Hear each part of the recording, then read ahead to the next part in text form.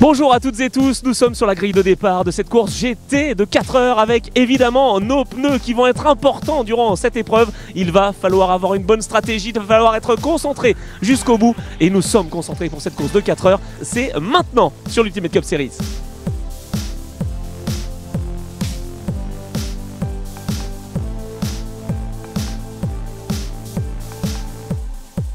Régis, c'est sa première longue course, donc c'est une belle découverte pour lui. C'est une compétition qui est quand même d'un niveau beaucoup plus élevé que ce qu'on a eu avant pour ces pilotes-là.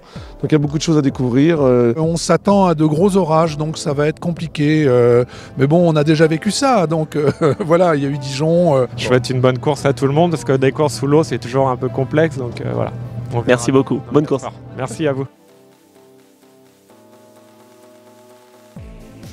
La course de 4 heures est lancée dans des conditions assez difficiles, conditions d'adhérence précaires.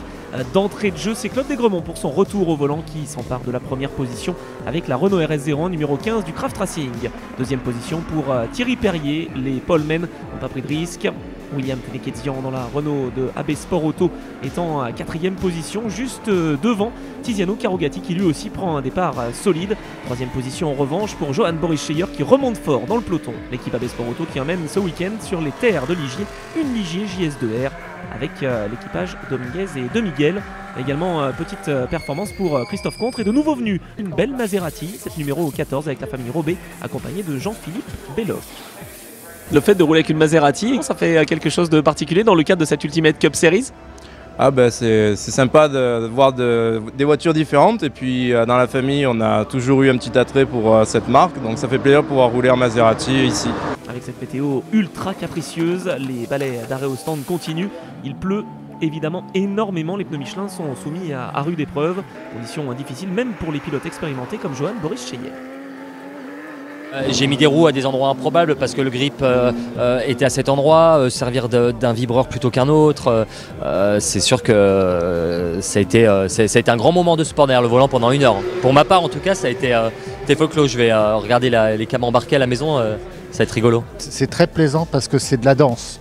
C'est de la danse sur le freinage et c'est de la danse sur le gaz. Une grosse Vortex V8 qui roule maintenant en Ultimate et puis un projet futur pour 2020 pour développer une Vortex Lite. Une variété de voitures et de catégories dans cette compétition avec la UGTX, une GT4, une Porsche Cayman de l'équipe Craft Racing qui fait évidemment une belle performance devant la Renault RS01 prend l'avantage.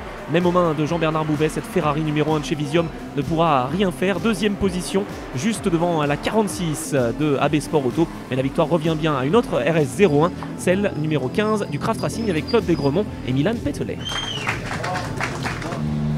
Ça y est, c'est officiel, Visium est donc champion 2019 de ces Ultimate Cup Series. Bravo Jean-Paul Pagny. Bah oui, merci beaucoup. On a effectivement atteint notre objectif puisqu'on avait commencé la saison avec en vue la place de premier au championnat. Aujourd'hui c'est réalisé, mes coéquipiers ont une course magnifique. Je suis ravi aussi, nous trois on a encore fait un beau...